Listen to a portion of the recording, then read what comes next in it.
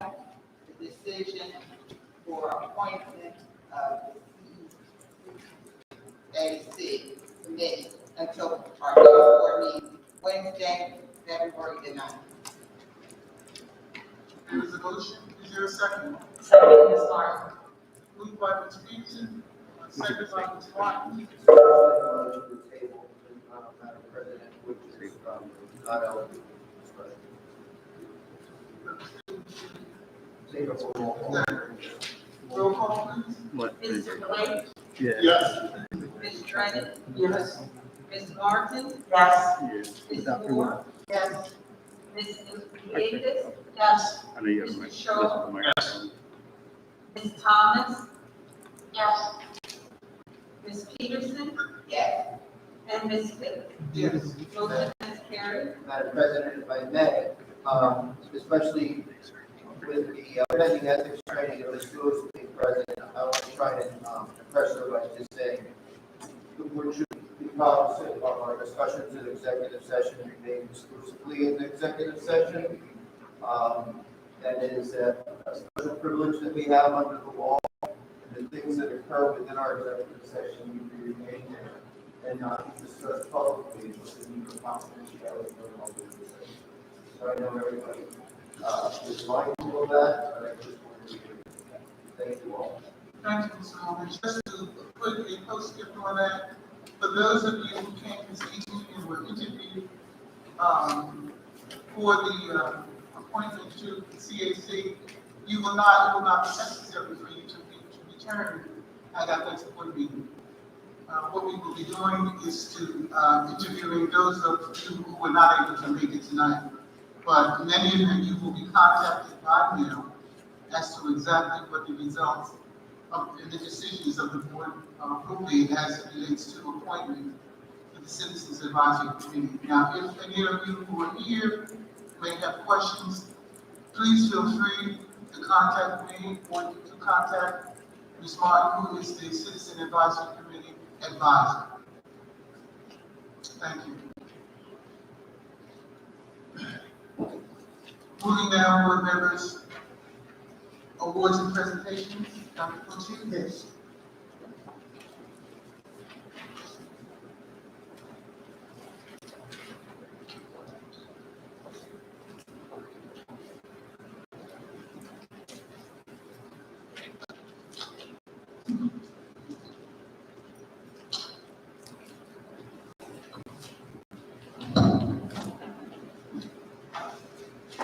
Good evening, everyone.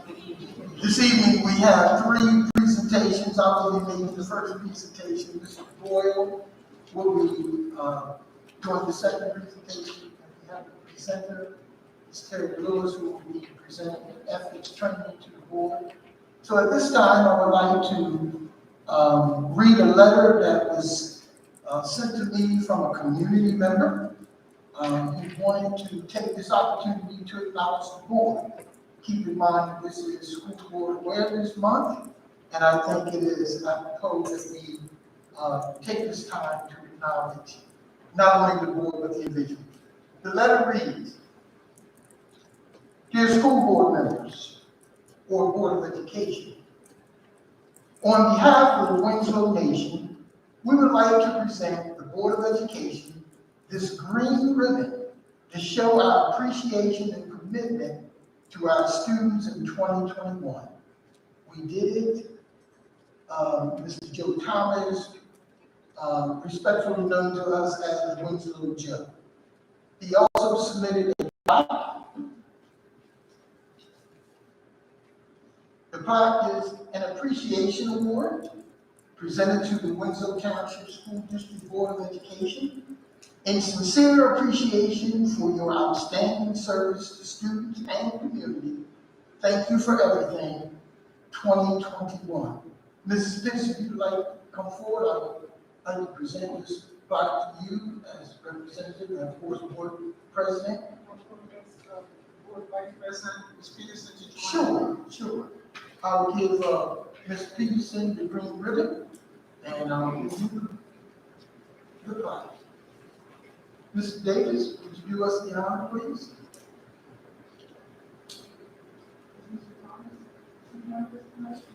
Mr. Thomas is present.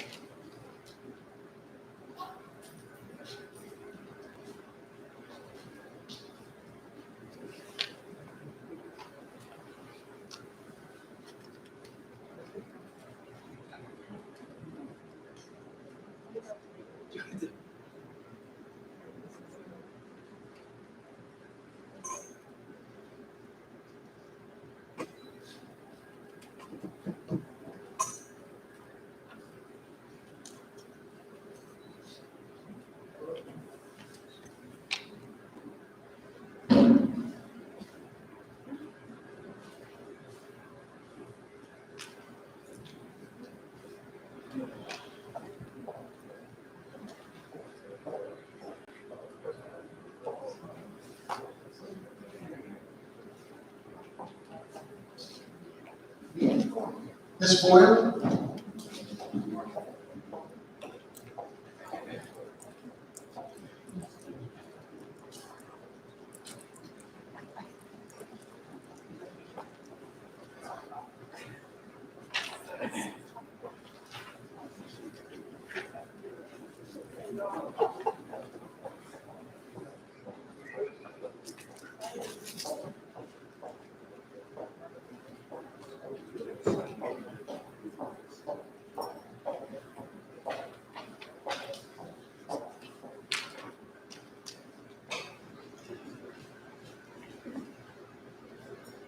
I have the certificates of election. Usually we would distribute this to newly appointed and newly re-elected board members. But of course that meeting was virtual. So this evening I'd like to give this certificate of election. It reads, Board of Canvassers of Camden County, New Jersey. The said board does determine that an election was held in said county on the 2nd day of November in the year of our Lord, 2021, Rebecca Nieves was duly elected to the office of member of local board of education, Winslow Township School District, and it's in witness hereof. I have hereunto set my hand to this 15th day of November AD 2021 and signed by Donna M. Robinson Taylor, Chairperson, Board of County Canvassers, and it's attested by Joseph Ripper, Camden County Clerk. So, Ms. Nuevas, would you like to come?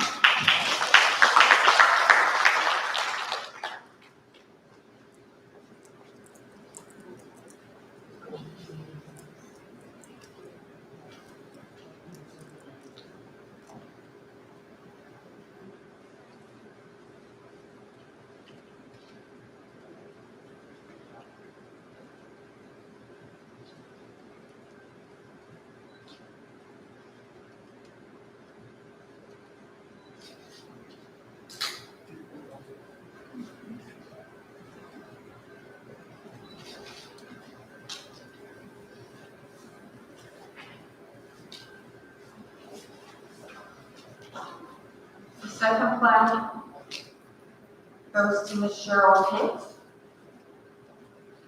Any brief thing?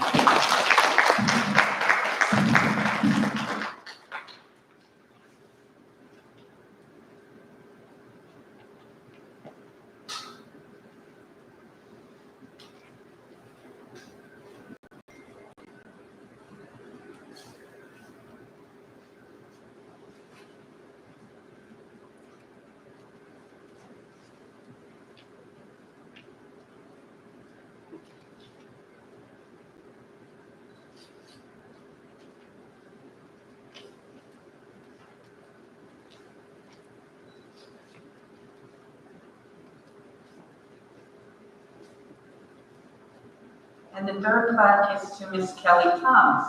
And Ms. Thomas is here with us this evening. She's on the phone. Say hello, Ms. Thomas. Ms. Thomas. So, Ms. Thomas, I'm handing this to the phone, and when we see you again, I'll give it to you in person. Thank you.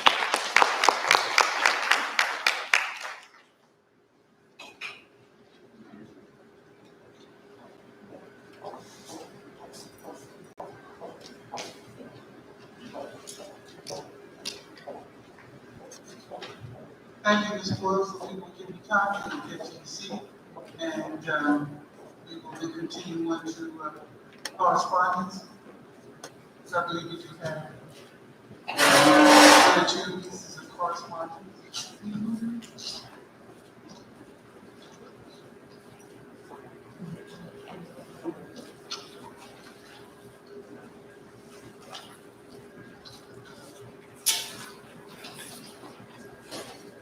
Yes, Madam President, we have a piece of correspondence. It's dated January 11, 2022. It's addressed to Mr. John Shaw Jr. The subject is congratulations. And reads, congratulations, you have satisfied all requirements of Master Board Member Certification through the New Jersey School Boards Association Board Member Academy. Those requirements include earning a minimum of 40 credits through attendance at Academy sessions, the New Jersey School Board Association annual workshop, and a variety of county programs. In addition, you successfully passed the Master Board Member exam. The Master Board Member Award recognizes professional development in areas critical to effective school board governance. We commend you for your commitment to your school district and for dedicating substantial time and effort to improve your skills and knowledge. Since the inception of the Board Member Academy Certification Awards, New Jersey School Boards Association has recognized the honorees at county school board association meetings, so your achievement will be acknowledged at one of our hybrid or virtual county meetings. It is my honor to congratulate you on your achievement and to thank you for your dedication and commitment to the students of your community. Be well and be safe. Sincerely, Dr. Lawrence S. Feinstein.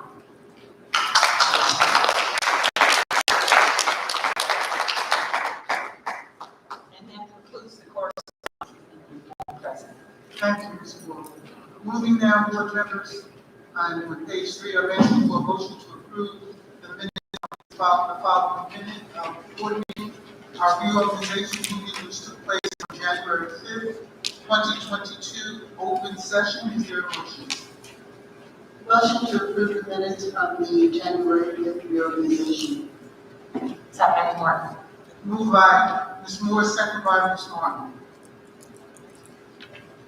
Roll call, please. Mr. Blake, Yes. Ms. Dredden, Yes. Ms. Martin, Yes. Ms. Moore, Yes. Ms. Nuevas, yes, Mr. Shaw, Yes. Ms. Thomas, Yes. Ms. Peterson, Yes. and Ms. Pitts. Yes. Motion is carried. Thank you. At this time, I'm asking board members for a motion to approve the following meeting minutes of the Board of Education, our regular meeting, which took place January 12th, 2022, open session. Is there a motion? Motion to approve the minutes of the January 12th, 2022 regular meeting. Second, Martin. Moved by Mr. Moore, second by Ms. Martin. Roll call, please. Mr. Blake, Yes. Ms. Dredden, Ms. Martin, Yes. Ms. Moore, Yes. Ms. Nieves, Yes. Mr. Shaw, Yes. Ms. Thomas, Yes. Ms. Peterson, Yes. and Ms. Pitts. Yes. Motion has carried. Thank you, Ms. Bull. Moving now to board committee reports. At this time, I'm asking, would there be a report out of the athletic committee? Not at this time, Madam President. Thank you, Mr. Shaw. Would there be a report out of the education committee? Yes, Madam President.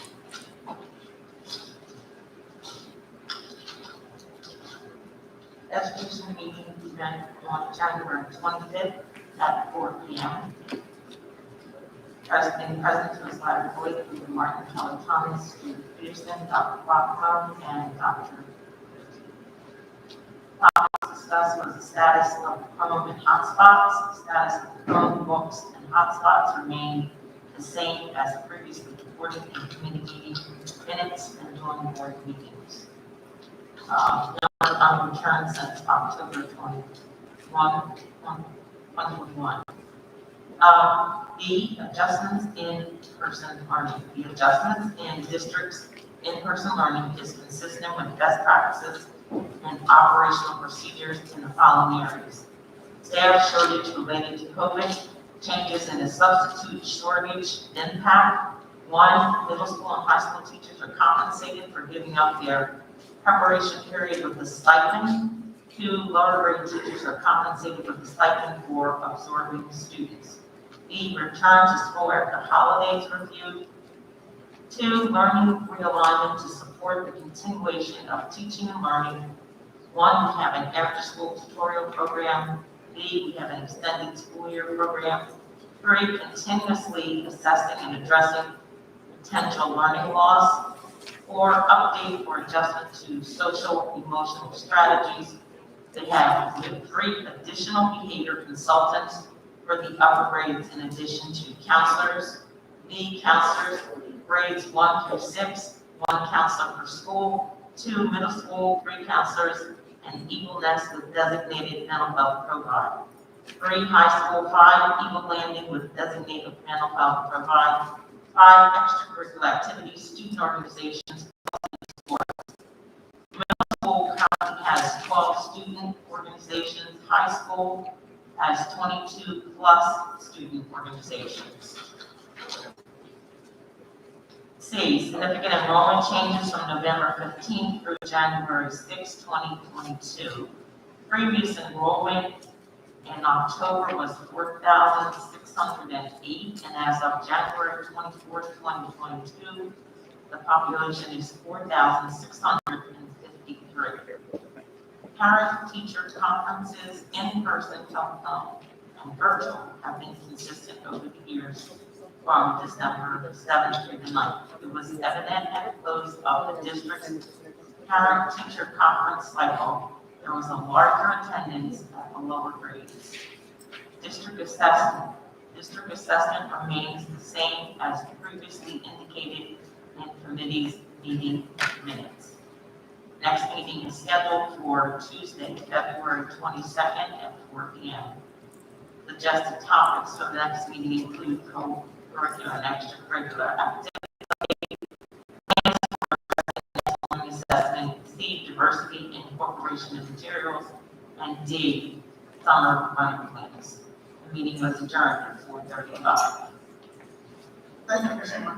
Board members, comments or questions with regards to the report out for education committee? Hearing none, moving now to the report out for marketing committee. Yes, Madam President. The marketing committee met on Monday, January 24th, at approximately 4:45. We went over our marketing committee goals for the school year 21-22. And our focus for this particular meeting was special projects. The notes for the meeting reads as follows. The meeting started around 4:45. We went over the agenda for the meeting. We talked about the goals and special projects. Our first project is the town hall meeting with Dr. Cote. The town hall meeting will take place on Wednesday, March 16th, 2022. We're planning for 3 different options. Option 1 would be in person, option 2 would be virtual, option 3 would be a hybrid. The possible format for the town hall meeting is an open forum where members of the community can just ask questions of Dr. Cote. Our other special project is ideas. We discuss ideas of Black History Month. The marketing committee is asking the school leaders of each of the buildings to send pictures of projects, of things that are going on in their buildings, and we would upload those special projects and pictures onto our school, onto Winslow Township's webpage and or Facebook. We also talked about recognizing Winslow Township's female graduates of Winslow Township and Edgewood for the month of March, which is Miss History Month. Kind of same what we did last year. But this year we decided to make it more of a questionnaire. This year we'll be working on that, and we will again upload that information up to Facebook.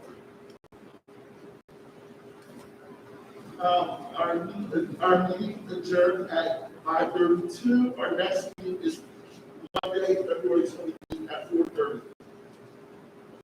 Thank you, Mr. Blake. Would there be, board members, any questions or comments with regards to the report out of the marketing committee? Hearing none, moving now to our operations committee. Would there be a report out of our operations committee at this time? Not at this time, Madam President. Thank you, Ms. Redmond. Our policy committee, there will be no report out of the policy committee. The policy committee will convene again in February, and the date and time will be published. Will there be a report out of the citizen advisory committee? Not at this time. Thank you, Ms. Murphy. Moving now, board members, still on page 4, I'm asking for a motion to approve the superintendent's report that begins at the top of page 4 and continues through to the bottom of page 6. Is there a motion? Motion to approve the superintendent's report that begins at the top of page 4 and ends at the bottom of page 6. Second, Martin. Been moved by Ms. Moore, second by Ms. Martin. Will there be further comments or questions? Hearing none, roll call, please. Mr. Blake? Yes. Ms. Dredden? Yes. Ms. Martin? Yes. Ms. Moore? Yes. Ms. Nieves? Yes. Mr. Shaw? Yes. Ms. Thomas? Yes. Ms. Peterson? Yes. And Ms. Pitts? Yes. Motion has carried. Thank you. Moving now, at this time, board members, I'm asking for a motion to approve the business administrator or secretary's report that begins at the top of page 7 and continues through to the bottom or the midsection of page 10. Is there a motion? Motion to approve the business administrator or secretary's report that begins on top of page 7 and ends at the top of page 8. Second, Martin. Moved by Ms. Moore, second by Ms. Martin. Would there be further comments or questions? Hearing none, roll call, please. Mr. Blake? Yes. Ms. Dredden? Yes. Ms. Martin? Yes. Ms. Moore? Yes. Ms. Nieves? Yes. Mr. Shaw? Yes. Ms. Thomas? Ms. Peterson? Yes. Motion is carried. Thank you, Ms. Moore. Board members, I'm now on the top of page 11. The personnel report, just before I call for a motion on that, I would draw your attention to number 2, the letter I. I just want to make sure that it reads Ivy Tracy, and the amount that is shown is $92,479. Everyone see that? Okay. All right. So therefore, at this time, I'm asking for a motion to approve the personnel report that begins at the top of page 11 and continues through to the bottom of page 13. Is there a motion? Motion to approve the personnel report that begins on the top of page 11 and bottom of page 13. Second, Martin. Moved by Ms. Moore, second by Ms. Martin. Any further comments or questions? Ms. Martin. Martin? What is your attention to number 2, lateral movements? Page, which page? It's page 11. One of the 2. Page 11? Yes. Okay. I'd just like to make a comment to those individuals and say, kudos to them in an environment such as this, that they have taken the time to obviously go back to school to get these credits to make that lateral move. So congratulations to all of them for doing that in this kind of environment. Thank you. Comment, please. Any other comments or questions? Hearing none, roll call, please. Mr. Blake? Yes. Ms. Dredden? Yes. Ms. Martin? Yes. Ms. Moore? Yes. Ms. Nieves? Yes. Mr. Shaw? Yes. Yes. Ms. Peterson? Yes. And Ms. Pitts? Thank you, Ms. Moore. At this time, we have no agenda at this time, so therefore, I'm at the top of page 14. Open the public records now, Ms. Moore. Yes, Madam President, between January 7th and January 20th, 2022, we received and responded to 2 local requests. One from Ms. Debbie Esposito. She requested a report of the number of students who registered for the AP test by subject for the last 2 years, and a report of the scores received by AP test takers by subject for the past 2 years. Those documents were, a request was approved and the documents were submitted. The other request came from New Jersey at openthebooks.com. They requested an electronic copy of many enrolled vendors, payments for the year 2021. Production shall include the vendor name, vendor address, vendor city, state name, vendor zip code, check date, ACH date, check number, ACH code, check amount, ACH amount, department, agency, type payment, whether there's a contract or a grant, description, products, services, purpose of payment. Those documents were gathered and the request was approved and submitted. Thank you, Mr. Booth. Bill on page 14, and at this time,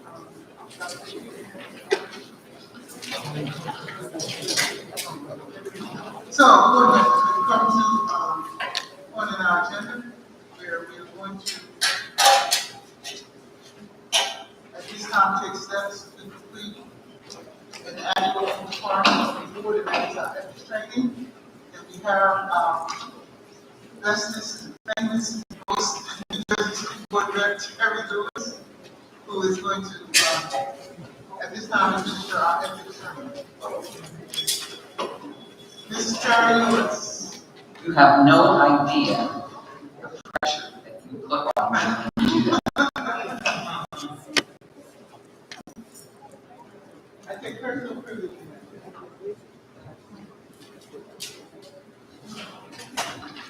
Okay. Can you hear me? Am I really loud? Because I feel like I'm really loud. I'm perfect? Okay, I'll roll with it.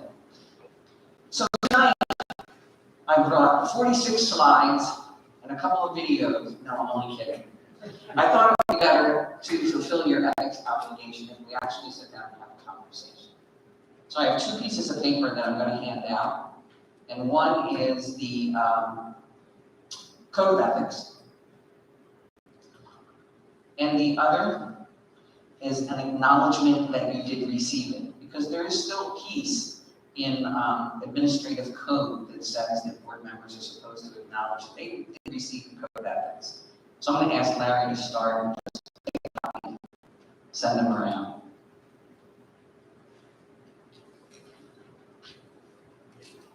Now this actually does a couple of things for you. Number one,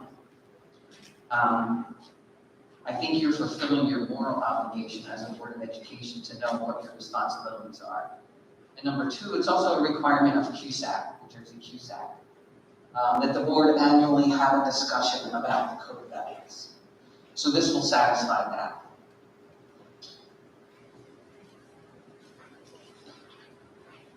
So there is an ethics statute in the New Jersey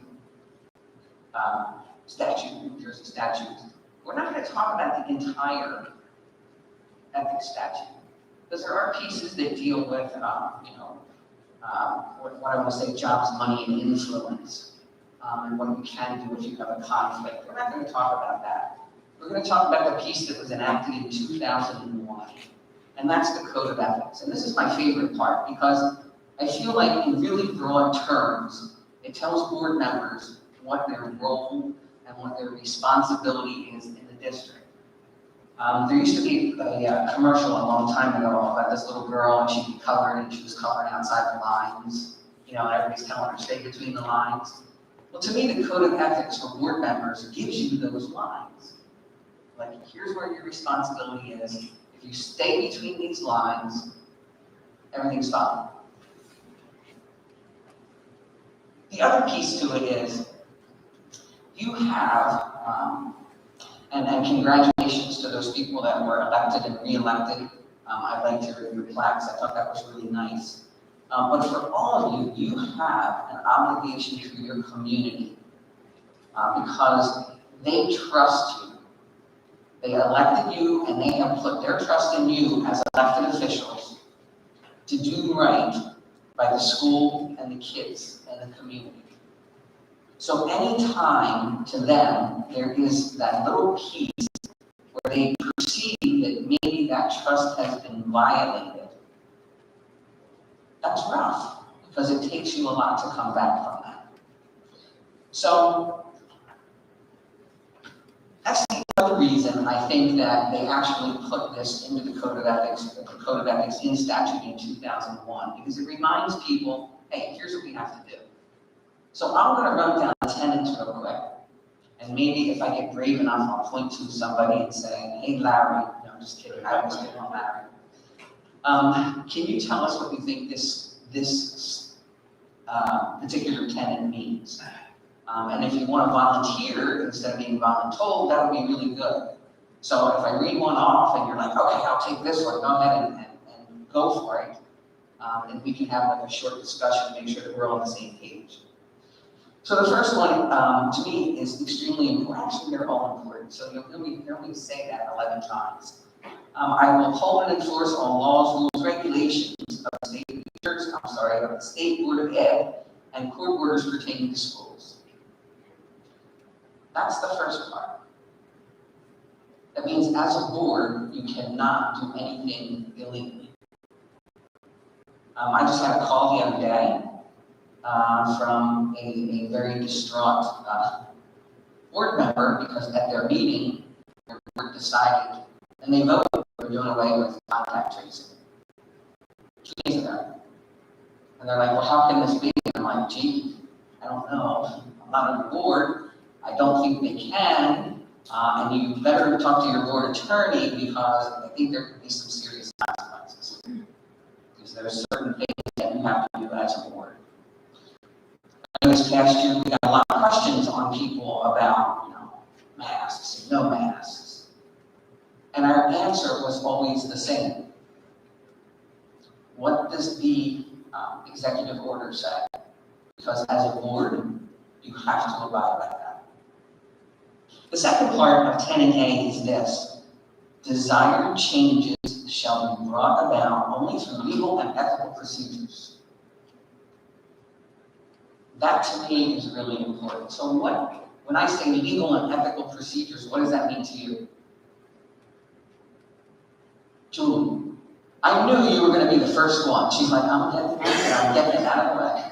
A few years back, I looked at the board policies and guidelines, and I noticed that they had a citizens advisory board that was not in existence, not being used. So I on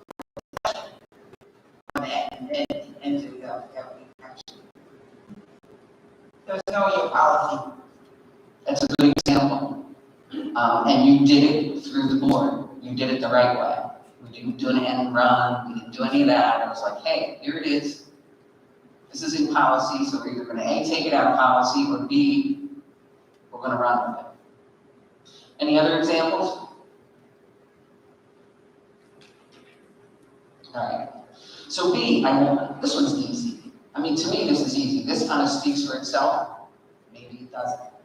I will make changes. I will make decisions in terms of the educational welfare of all children.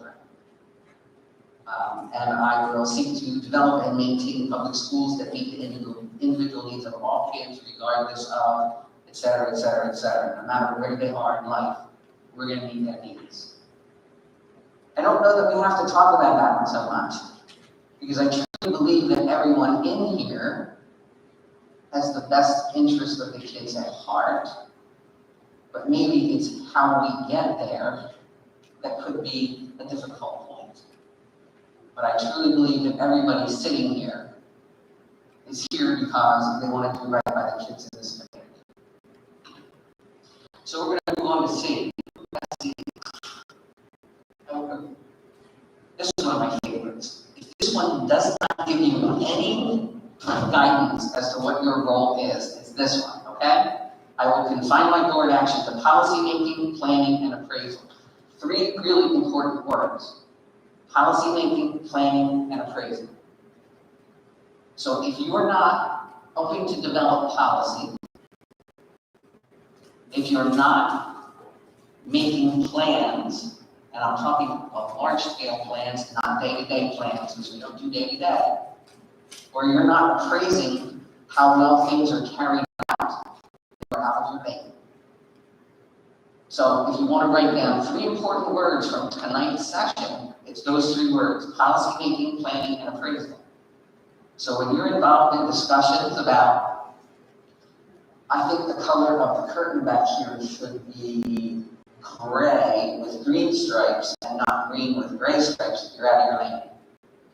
That's not policy making, that's not planning, and that's not appraisal.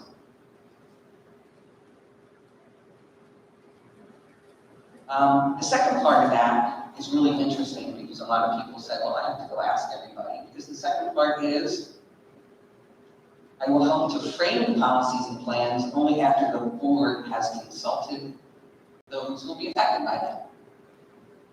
What does that piece mean? Based upon the recommendation of the superintendent or chief administrative officer, Say that again, John? based upon the recommendation of the superintendent. Yep. It's based upon the recommendation, but it's also, if you're in the discussion phase and you want to, I don't want to use this example, it's an easy example, but I think it's going to hit a sore spot. But if you want to, I'm going to do it anyway. So let's say you want to have a uniform policy. I know.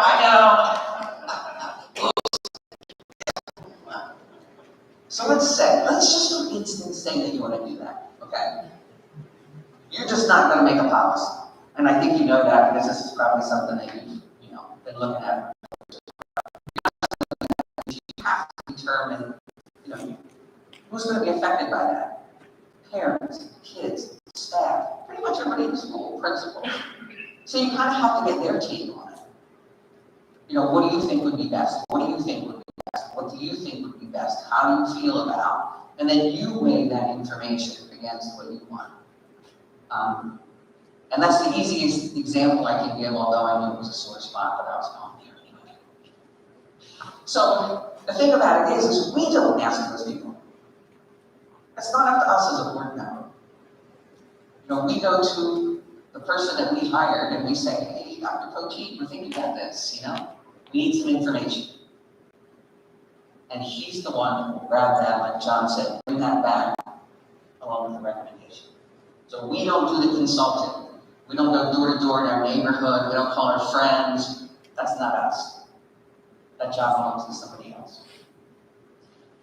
Next, another one of my favorites. I will carry out my responsibility not to administer the schools, but together with my fellow board members to see that they are well run. Now, we already know that we don't administer the schools because we just talked about policy making, planning, and appraisal in previous 10. But this is the one to me that deals with teamwork. So I started with you guys, what did we say? 13 years ago, 14 years ago? 13?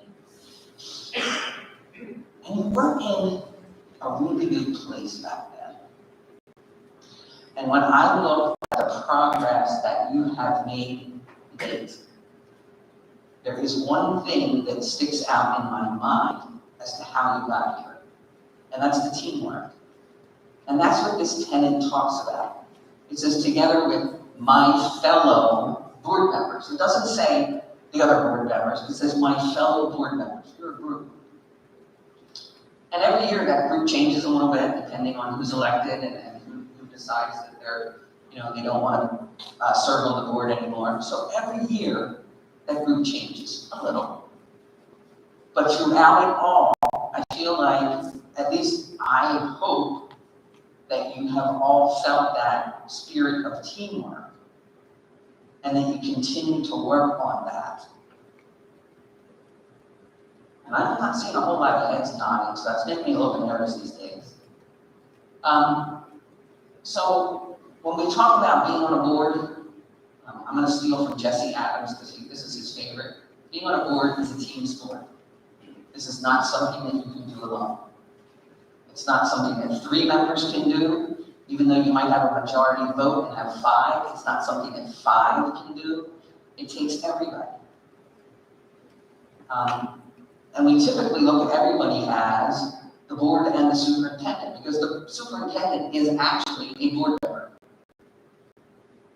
They're the only non-voting board member, but they are still a board member. So when you keep that team spirit and you keep that team together, I think you can accomplish tremendous amounts of things, and you've proven that. So I just kind of hope that you keep that moving. Questions, comments, concerns? Jeez, you guys are so quiet today, you're making me nervous. I will recognize, I'm on E, recognize that the authority rests with the Board of Education and will make no personal process or take any private action that may compromise the board. Who wants to take that one on?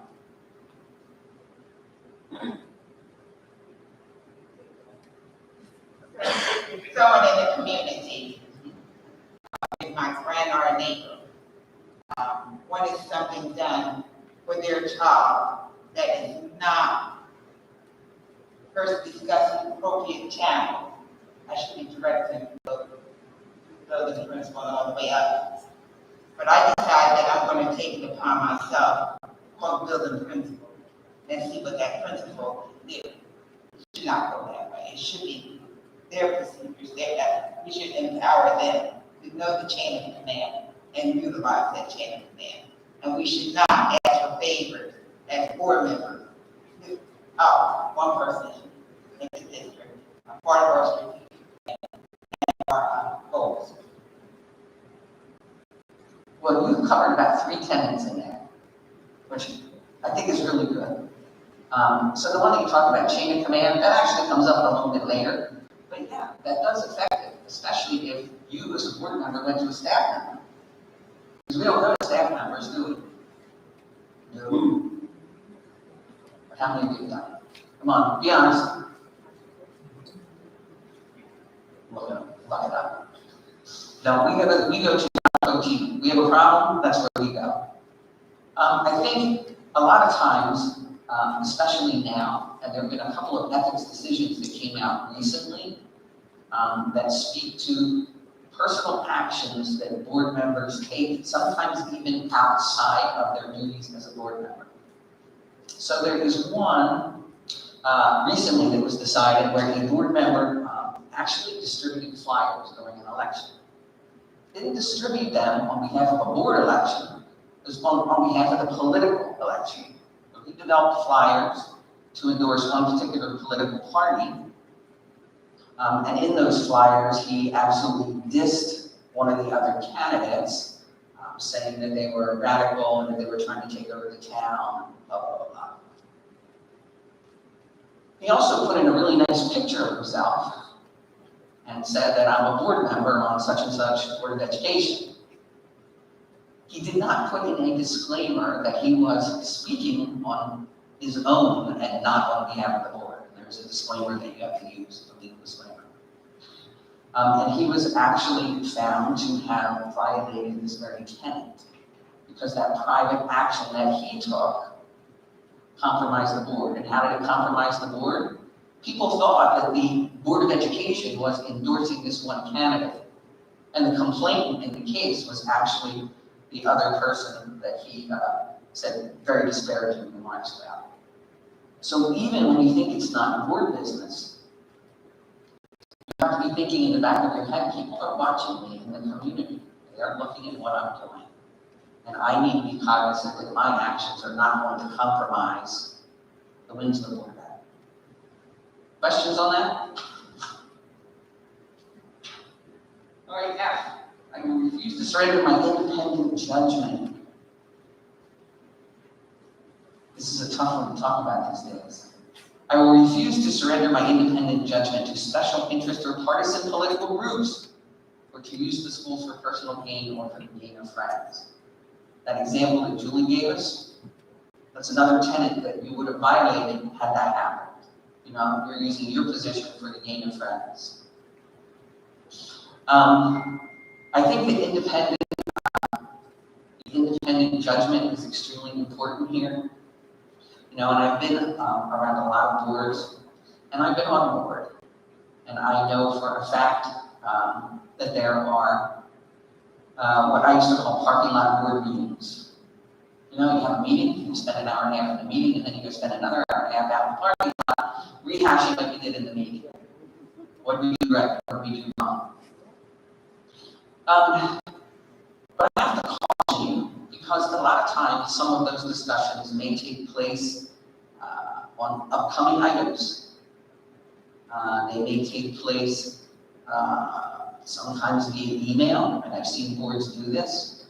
And you need to be really careful, because in another one of these tenets that we're going to talk about, the board can only conduct its meeting in a legally advertised meeting that has a quorum. So if you're actually conducting business outside of that, your own attorney can tell you that that's against the law. I don't know how many people, I was looking at the list and I didn't see any. We had a law forum today from 9 to 2, I guess. And one of the topics in here was the Open Public Meetings Act. It was really very informative. I think it's really easy sometimes to slip up.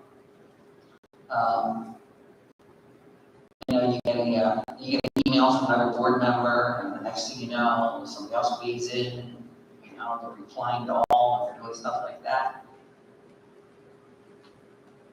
You cannot do that. And it's not for reasons that, the reason is this: you have to be transparent. And it speaks to some of these other statutes. It speaks to, let's make a decision where we met here. So I want you to be very cognizant that those conversations can't take place. And I'm not even saying that you're doing it, I'm just warning you. We've had a lot of board members, especially newer board members, that are questioning us these days. And they're like, I'm getting these emails. I'm like, you getting these emails?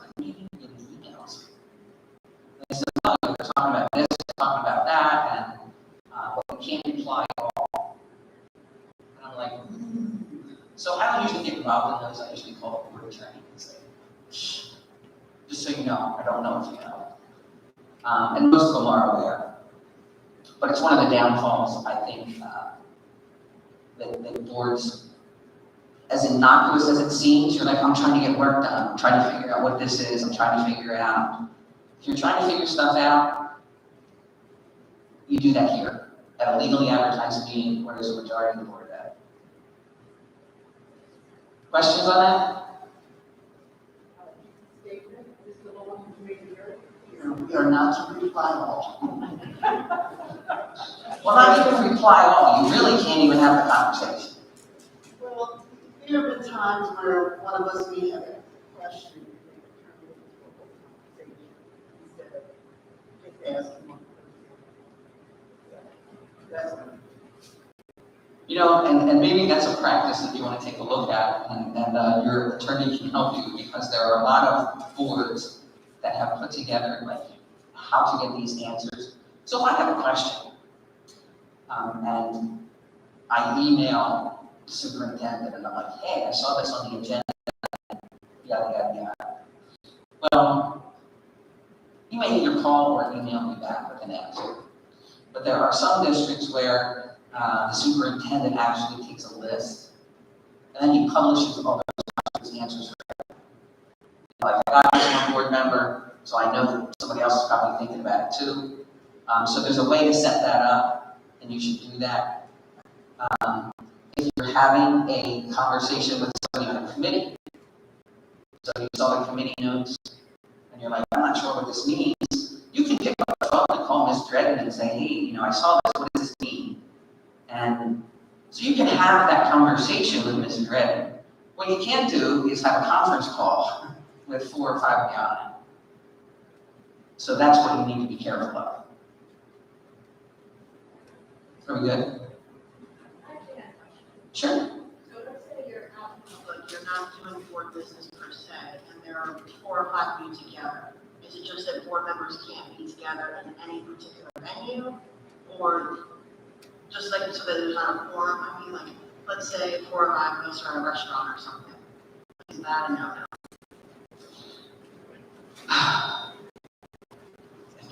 Thank you. Thank you. So it's really not a problem for you to be together, but you shouldn't be talking the business of the district while you're together. So there's nothing wrong with if either of you got together and went to a restaurant, a discussion, but I would avoid like, oh, yeah, any discussion, like, boy, that was some meeting that, right? And then all of a sudden, the discussions turn towards, you know, what we should or shouldn't have done, and somebody's sitting behind you, and, you know, they raise some point. I'll give you a perfect example. I'm gonna go back 11 years, and after the meeting, and I forget at the time who even went, someone said, you wanna go get a bite to eat? And it was me and 3 board members. I said, on 2 conditions. Everybody pays their own way, and we do not discuss any school business. So I'm not gonna be cheap. I'm not paying for it. So we went out to have something to eat after a meeting. We never discussed, everybody paid their own way, and we never discussed any type of business. A member of the public saw us together. And you should, Mr. Fitch, you probably remember this, and came up to that mic and said, I saw the 4 of you together, the 3 of you together with Mr. Long, having dinner, discussing business. And I said, we were together having dinner, I had chicken Caesar wrap, Mr. So-and-so had this, so I gave the menu out. Because I knew it was coming. And I said, there was no business to discuss, and my share was $11.25, and the other board member's share was $11, and I just went right around, and it was like, they didn't know what to say. Because you can do it, you just gotta make sure that the parameters are in place, that the person that sees you together is gonna say something. Yes, ma'am. Okay, 5 of us were together? I thought the limit was 4. If you're not discussing business, if, you know, 5 of you show up in a township committee. Is that the forum, not a township meeting, but just going out socially in the public? You know, 5 it's of us always- together is a forum. It's always a tough question. You're not allowed to conduct business in that setting. Right, but I understand that, my understanding is that we have to be aware of the perception that the public. Closer call on that. So does it look good if 5 of you are out? No, it doesn't. But I don't think technically, if you really don't talk about any school issues, and you just do that, I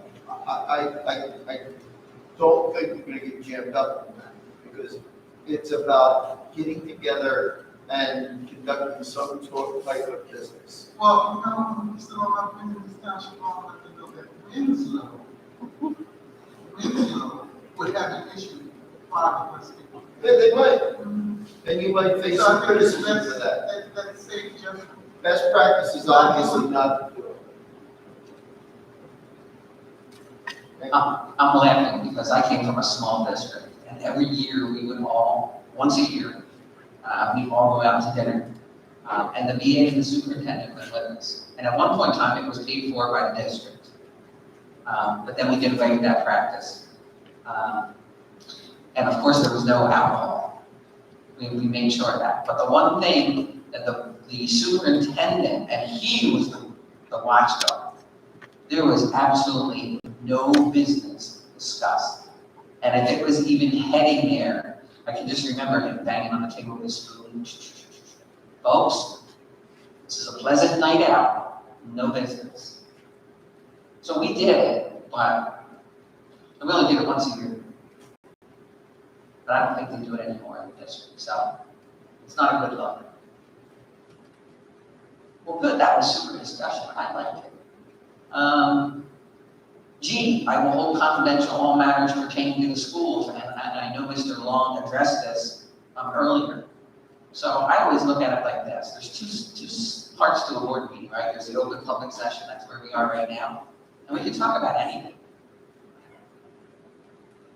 And if someone in the public mentions it and says, hey, I had a question about what you guys were talking about, can you answer it? Yeah, it's in public session. The things that we talked about in executive session are exactly that. Executive material, confidential material. And letting that information out before it's destined to come out, and in most cases, not most, in some cases, it will come out the right way, the way it should, to go from executive to open at a meeting. But if you let that out early, that causes serious harm and a lot of times a liability for the board. So you need to be good. We always say this, whatever happens in Vegas stays in Vegas. Well, executive session is Vegas. And hard to the individual who. A lot of harm. That was my concern today. Yeah. So it's sometimes so easy to do. You know, you think, oh my goodness, that was that. You know, I can just imagine someone dead and they take it around. That individual would be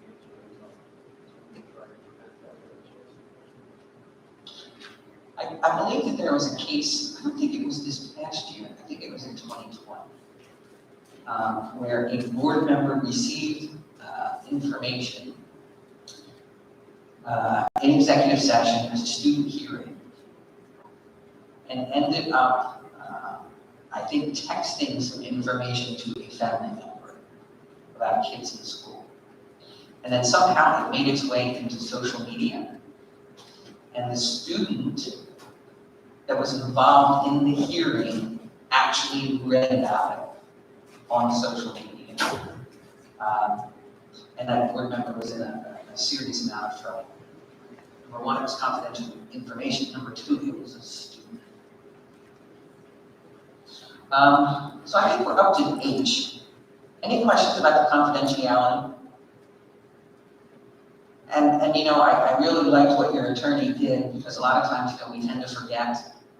It's just that reminder, hey, we talked about this in executive session and it really needs to stay there. I just want to make sure I remind everybody. So that way you don't go out and somebody says, hey, and you know, it's not your mind. I will vote to appoint the best qualified personnel available after consideration of the chief school administrator. And I know Julie knows the answer to this one, but how many people does the board hire? One. I should have called on Larry for that. You get to hire one person, and we all know who that is, that's the superintendent. And anyone else that is hired in the district, it does not matter for what position. You can't hire them unless the superintendent makes a recommendation. You don't always have to accept the recommendation, but you better have a good reason not to. We're just not arbitrary and capricious. I didn't like the color of their shoes. But you do not get to pick the successor either. So don't think because you say no, that you're going to pick the next successor. You don't. You just wait for another recommendation. I think that one kind of speaks for itself. The next one. I will support and protect school personnel in the proper performance of their duties. I thought Rebecca's question was actually going to be, hey, like we're at a ball field and there were 4 of us standing there, and 3 of them, not necessarily the board members. I'm standing there with 3 of my friends and they start talking about Terry Mills, the 3rd grade teacher, and she gives too much homework, and she's terrible, she's always on her phone, blah, blah, blah, blah, blah. And you will hear those conversations, guaranteed. And it is up to us as board members to not do anything and not involve ourselves in those conversations. And there's an old saying, beauty is in the eye of the beholder. Well, the same thing goes through for any interactions. And there's always the truth, and there's always my perception of the truth. So you're going to hear a lot of things out there, and you veteran board members already know this. You hear a lot of stuff. You do. And then when you finally, if you have to go to the superintendent and say, hey, da, da, da, da, they do the investigation and they bring the information back to you. And that's what you have to look at. It's really easy, I think, because people don't understand, the general public does not understand what your role as a board member is. And they really think that you're going to get involved in a lot of those discussions. And really you don't. Because you're not day-to-day problem solvers. And quite frankly, you're not even high-level problem solvers. you may be able to identify and say, hey, we think this is an issue. This is a what, right? The what belongs to the board. Hey, we think this might be an issue. This is something that we want you to take a look at. You send that to the superintendent, they will look and they're like, yeah, it's not exactly what I'd like it to be. I'm looking at it, they bring a plan back to you. This is how I'm going to address it. We're not problem solvers. Board members are not problem solvers. Why not? Because there's a tenant in here, and what does it say? What do we do? What's the first one? Policy making. What's the second one? And the third one? That's it. That's our job. I will refer all complaints to the chief administrative officer and will act on complaints at public meetings only after failure of an administrative solution. Now, that's one of the things that Julie talked about in her example too. We don't get involved in things on a lower level. Because generally, if we do, by the time, if and when it does reach the board level, we're probably going to have to recuse ourselves. Because we were involved in it down here, where we should have been. So now we're going to have to take a step back and let everybody else take care of that. I can remember being in the grocery store when I was on the board. And you know, you go to the grocery store, I'm dragging 3 kids with me because my husband was out of town most of the time. You know, and it's an elementary school, so they're all elementary age, and they're all kind of ramming because we hit there after school. And you know, sure enough, you run into that one person that's like, Dad, can I talk to you for a minute? You know, in the meantime, my kids are throwing oranges, and I'm like, isn't there a better time? Can you maybe like call me or something? No, this will only take a minute. You know, and they proceed to outline this web of da-da-da-da-da-da-da. So I very nicely put on my board member face and, you know, grab one of them by the arm. And I'm like, okay, I have to tell you something. This problem doesn't belong to me. I understand what you're saying, and I understand that you're taking issue with it. I cannot help you. So I would suggest that you call this person, then if they can't help you, you go to this person, and if they can't help you, you go to this person. Oh, well, I don't want to do that because I don't want them to retaliate against my kids. Really? So, like, I'm on the board, and I see a lot of these people, and I make a lot of decisions that affect these people, and you think they're going to retaliate against kids? If they would have retaliated against mine a long time ago. So don't buy that. That's always a favorite. That is always a favorite on warning ahead of time. They're going to retaliate against my kids. They're not going to retaliate against your kids. Kids are kids.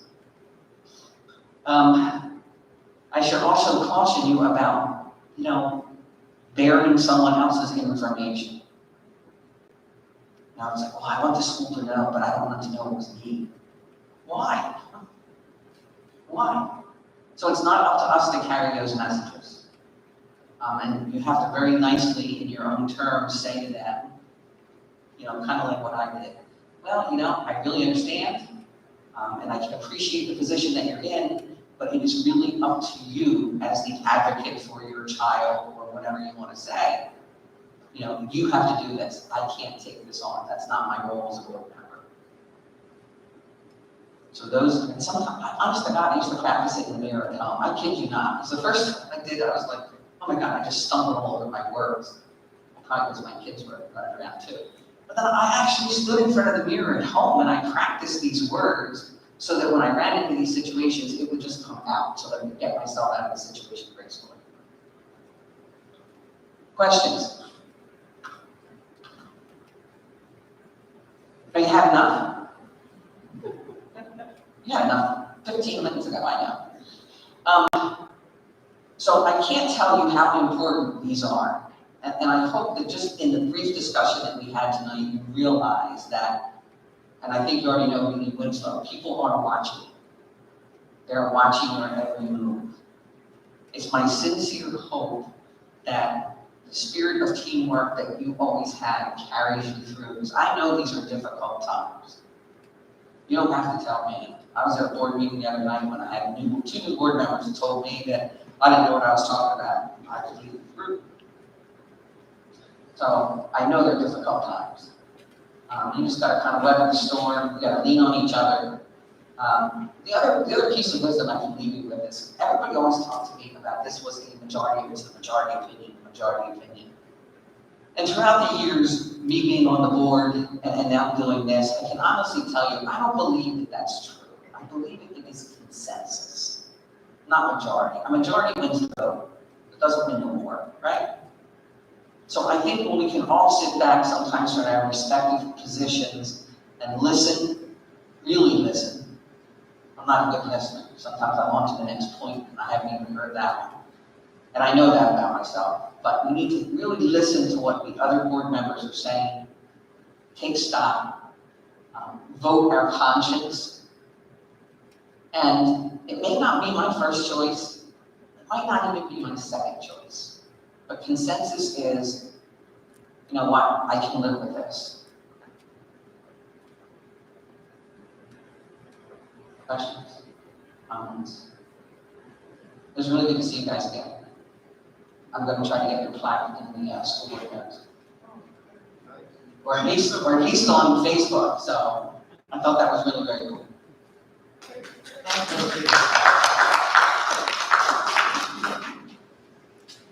So there anyone to sign these, documents, just pass them around? You can sign those and they go to your VA.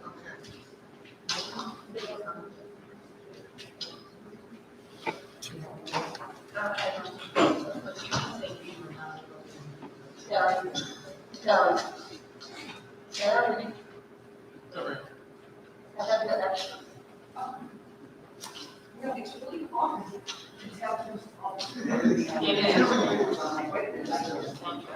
If you sign that, Mary, great.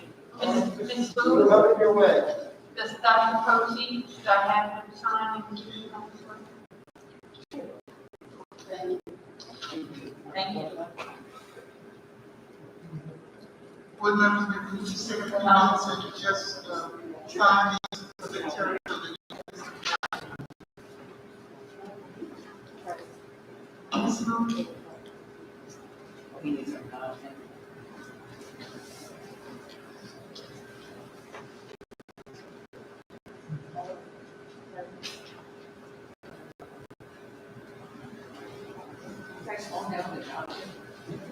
Did you get one for Dr. Posey? I did. Oh. I'm just kidding. Put it in the circus or fire.